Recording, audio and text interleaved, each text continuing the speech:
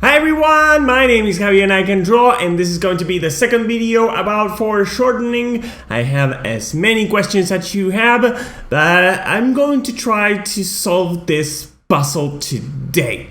So follow me.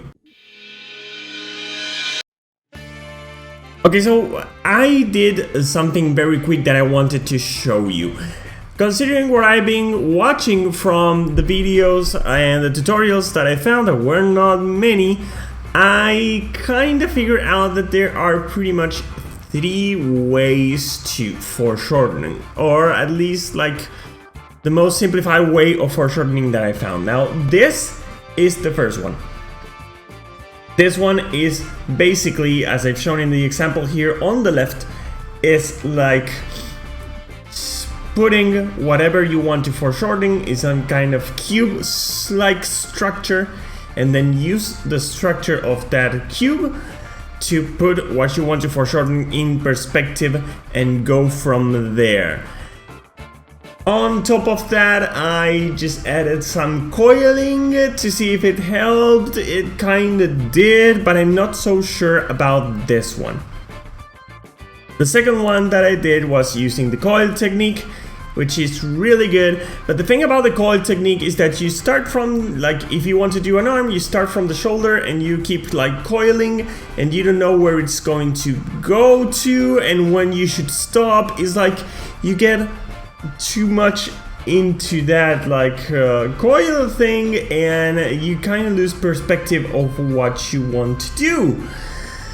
And I don't really know about that. Now the third one that I did was using the axis suggestion that Psycra also does in the video, and this one, well, the results were very different because I did like, first I did, like I'm showing here, I did the arm, a quick sketch of the arm just laying low and then lifting it using the curves that I drawn, that I considered that were going to be the ones that would take me like to the fist, to a foreshortened fist, and the result is like super different than the rest. It still looks kind of good, you know. From that point I kind of just coiled it as well, but I don't get the feeling that any of these 3 solutions are the definite solution, but it's going to be a mix of all of them, just a bit.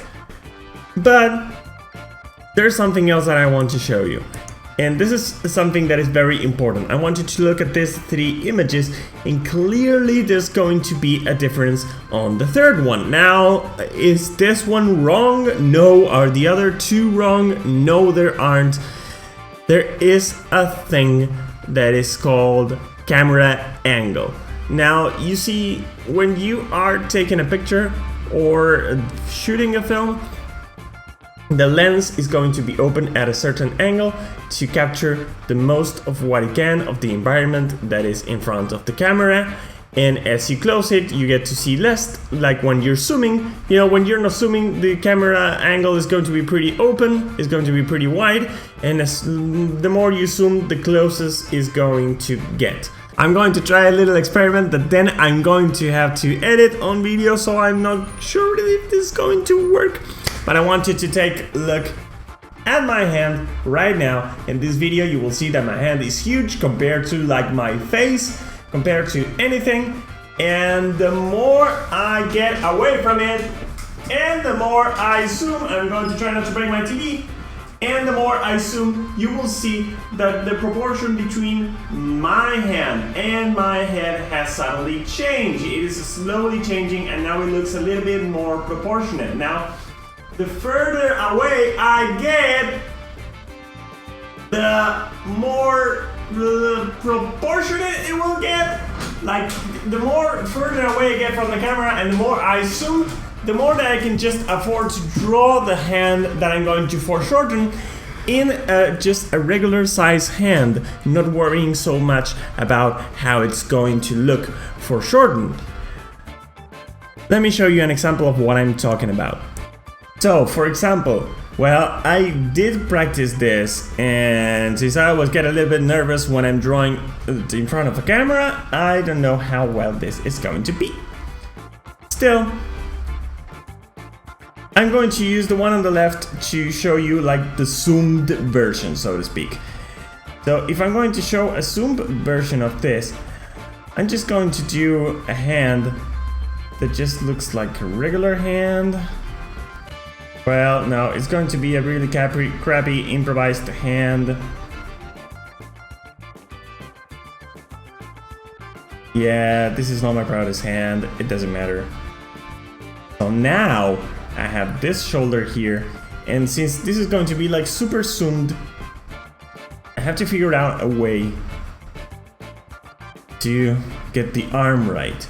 Now I'm going to use something that we've learned already. Now I have the hand, I have the shoulder, so I'm going to do something like this, and I'm going to kinda use a cylinder-like volume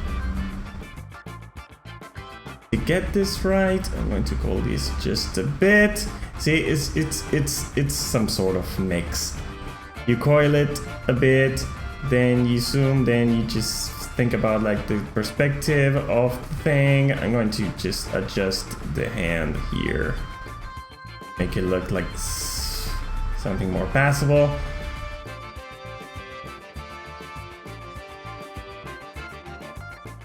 Let me see how it looks, if I like it or not. It kinda looks okay. It's not the best and it's a lot of work.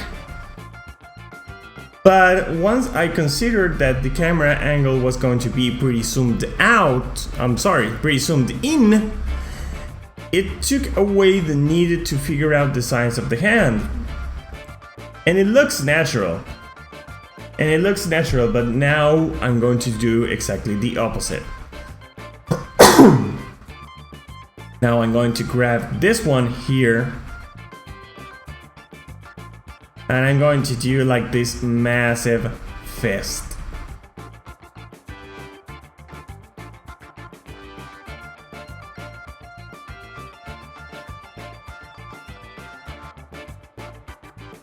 And this one is pretty zoomed in.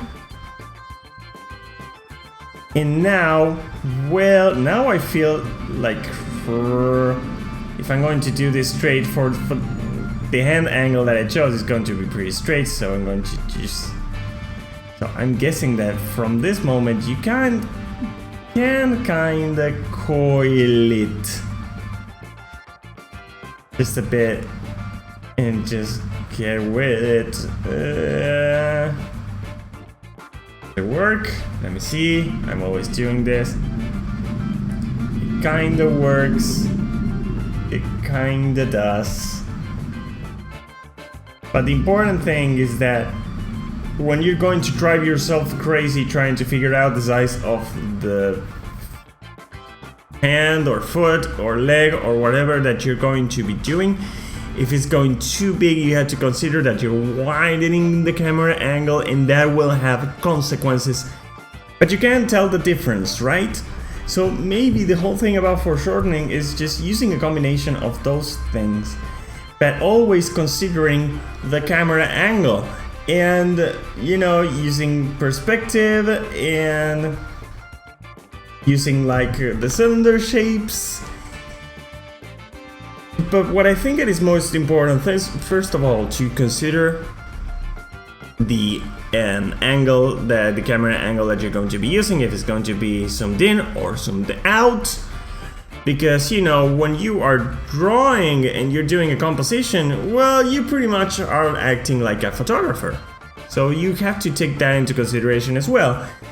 But I think that, you know, in this particular thing that I just did in this video, I'm just using a hand, and the rest of the body is like parallel to what the camera is aiming. It's just like you're seeing me right now. So if you're going to use some angle, like a top angle or down angle, that changes things a lot. And that's what I'm going to want to explore tomorrow, and that's what I'm going to do.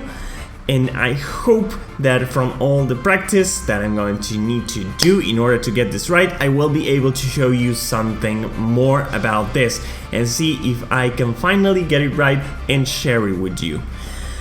That's going to be it for today. My name is Javi and I can draw, and I'll see you in the next video. Thank you so much for watching. Bye!